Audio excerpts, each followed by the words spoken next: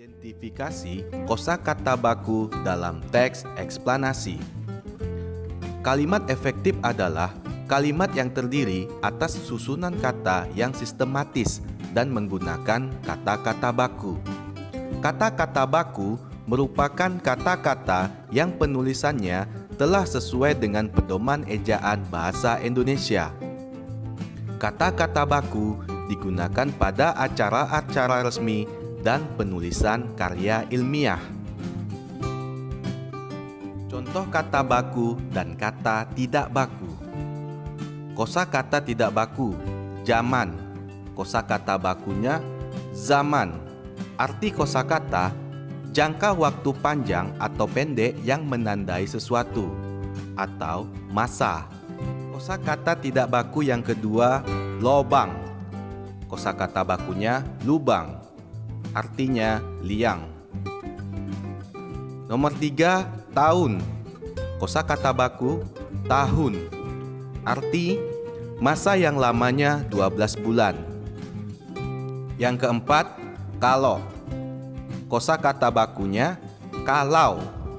Arti kosakata seandainya. Kemudian yang kelima, kosakata tidak baku enggak. Kosakata bakunya tidak. Arti kosakata menyatakan penolakan. Pembelajaran berikutnya mengidentifikasi penggunaan kosakata baku dalam teks eksplanasi. Teks eksplanasi terdiri atas kalimat-kalimat efektif. Kalimat-kalimat efektif yaitu kalimat yang terdiri atas susunan kata yang sistematis dan menggunakan kata-kata baku.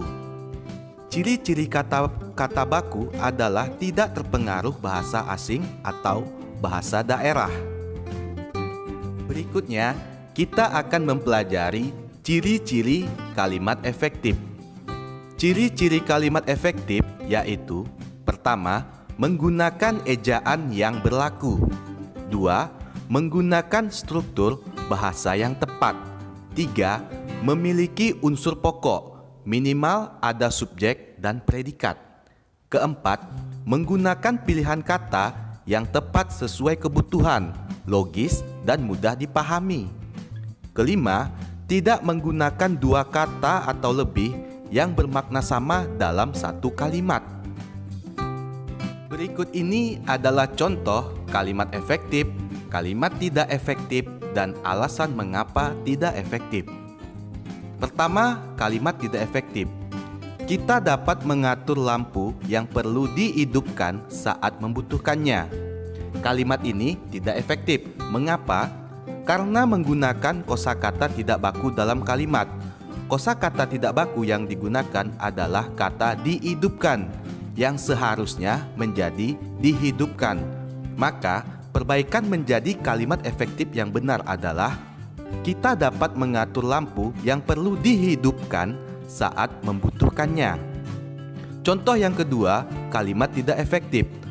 Pada rangkaian paralel, kita tidak perlu menyalakan semua lampu-lampu. Kalimat ini merupakan kalimat yang tidak efektif. Mengapa? Karena menggunakan kata-kata yang bermakna sama dalam satu kalimat.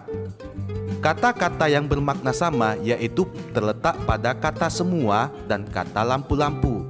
Semua memiliki arti banyak, dan lampu-lampu juga memiliki arti banyak lampu. Maka, salah satu dari kata ini harus dihilangkan. Jadi, perbaikan menjadi kalimat efektif yang benar adalah: pada rangkaian paralel, kita tidak perlu menyalakan semua lampu. Kita masuk ke pembelajaran berikutnya, menjelaskan penggunaan kosakata baku pada kalimat efektif. Kata-kata baku adalah kata-kata yang telah ditetapkan berdasarkan aturan tata bahasa. Kata-kata baku juga digunakan dalam kalimat efektif. Kalimat efektif akan mempermudah penyampaian informasi dalam isi teks kepada pembaca. Kalimat efektif harus memenuhi syarat-syarat, yaitu kalimat harus lengkap, logis, singkat, dan jelas. Lengkap artinya kalimat efektif sekurang-kurangnya harus memiliki unsur subjek dan predikat. Adapun Unsur kalimat yang lengkap yaitu subjek, predikat, objek, pelengkap, dan keterangan. Berikutnya, perhatikan contoh ketiga kalimat berikut. A. Komang membeli. Komang sebagai subjek, membeli predikat. B. Komang membeli roti. Komang subjek, membeli predikat, roti objek. C. Komang membeli roti di warung. Komang subjek, membeli predikat, roti objek di warung, keterangan. Jadi, menurutmu manakah dari ketiga kalimat tersebut yang termasuk kalimat efektif?